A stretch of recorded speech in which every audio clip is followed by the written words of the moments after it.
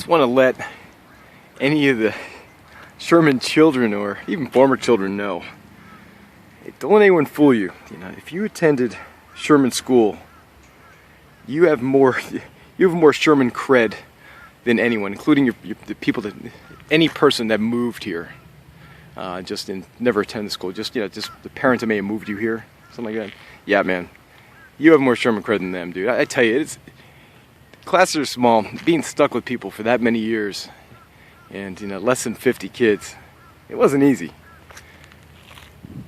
Just you get to know people a little too well, I suppose. Don't let the people that just moved to this town, push you around in any way. They truly don't have any Sherman in their blood if they never went to school here. But, and I gotta say, even most of the things I've even learned in school had nothing to do with education. I learned so many life lessons, about friendship and those type things, and just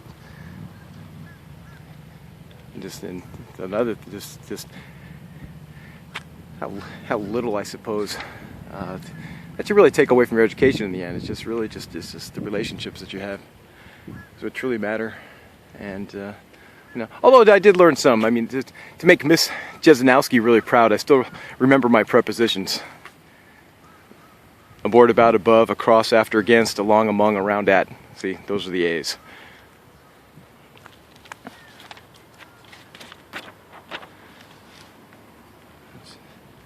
None of this little building here wasn't, this little back section wasn't here when I was here, nor was this parking lot in general.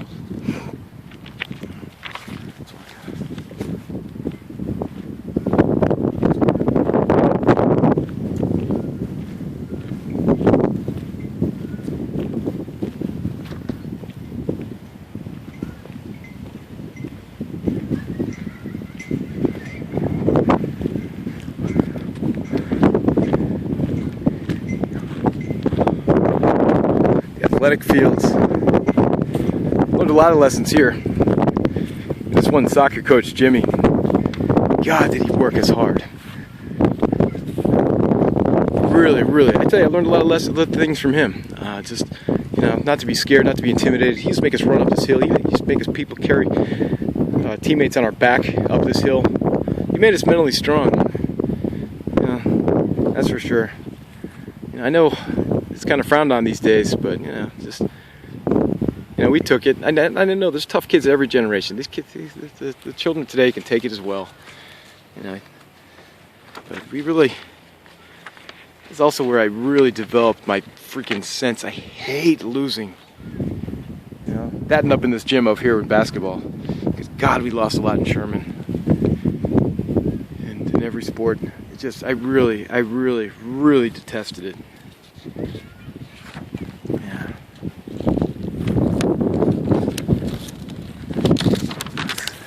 This is new. Might as well have a seat.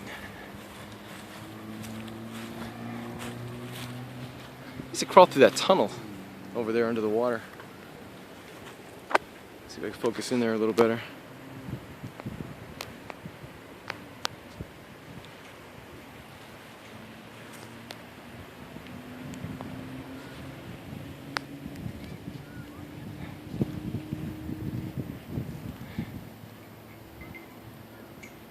In a way, I'm pretty grateful, actually. I did grow up in Sherman. The last thing I would like to grow up in is one of those really bland, just cookie-cutter neighborhoods of suburbia.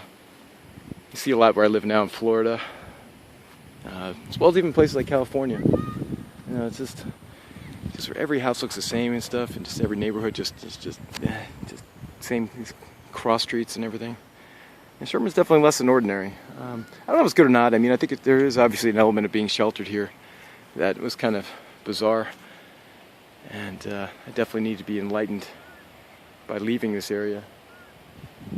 Even doing little things like trying to set up a place to go to movies. It was like a major hassle just trying to get down to Danbury or something. It was kind of an event. It really had to be planned out with parents. One person, parents drop them off, one picking up, and good God, never seemed worth it at the end. All the bitching the parents did. Yeah. 80s kind of cool though. It's definitely a time of latchkey kids. I think a lot of us definitely raised a lot of hell. wasn't a time there wasn't a lot of infrastructure as far as having after-school type things going on. If there wasn't the sporting event to go to, so we created our own fun. So I guess now is probably a good time to come clean. That anyone that lived in Sherman during the '80s that has questions regarding acts of vandalism committed against them, even as bad as things as arson, get in contact with me. I'll come clean now. I am just past where the fork in the road at 39 and 37 is, right before Cedar Lane. I and a few others, as young hoodlums,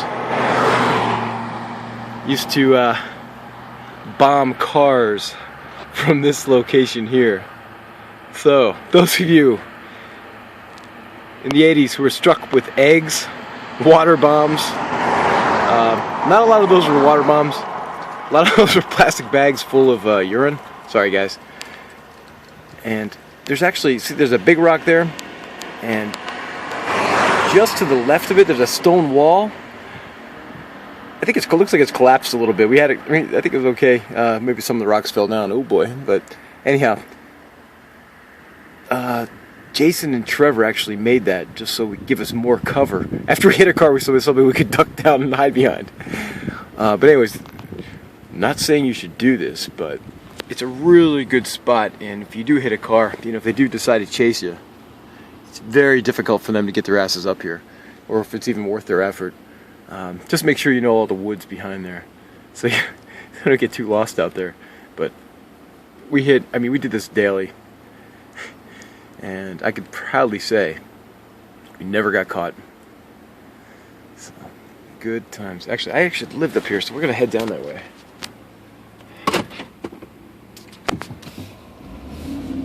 Here we go, yo. Alright. Up Cedar Lane.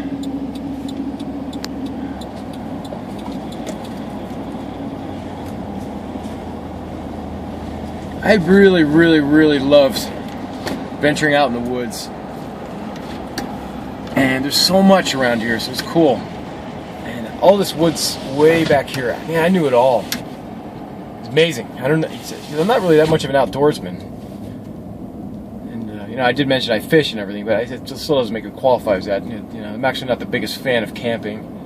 I've never hunted in my life, besides blasting a few poor birds with BB guns, and I actually hated that I did that, especially right after. I had massive guilt. Again, stupid things the young boys do.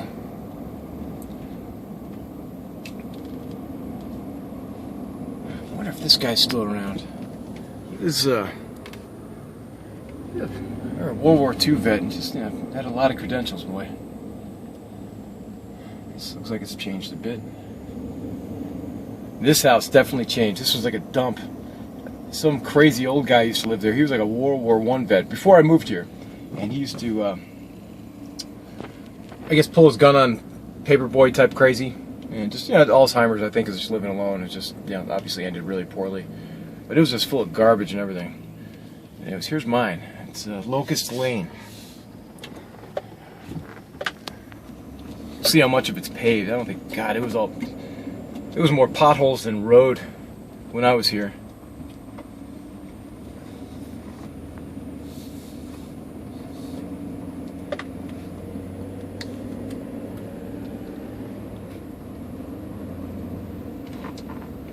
There's a pothole. Just for old time's sake, let's hit it.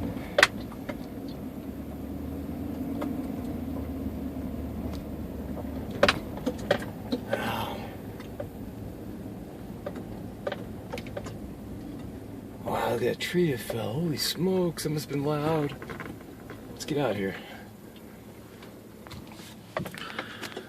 That's funny. There's all these stones. Connecticut's very rocky. Back here, where is there like a cave, a little cave back here. I used to have a bunch of porn stashed in there. It's funny, I bet they're still there. They're in plastic bags. So myself and some of my other buddies come over, just we're going hiking, Mom. Go down there and just roof in the cave and look at porn. Hustlers and those nasty ones, but oh well. Actually, never. Who might have judged nasty? There's my house though. I used to climb those rocks here in front of it. That's my old home. I don't know if the sun's really obscuring the view or not.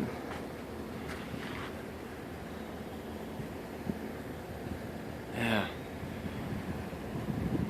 I tell you, the biggest takeaway from my house here was lifting the weights in there. I really learned a lot about myself there. You know, I had the whole garage. It was full of weights and stuff. So it was really neat. Yeah. So now someone's coming out here. It's like probably gonna yell at me or something. Right.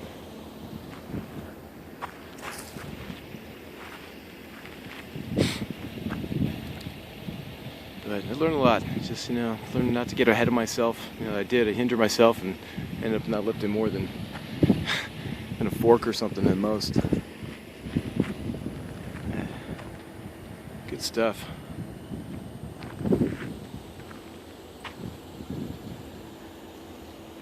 How's it going?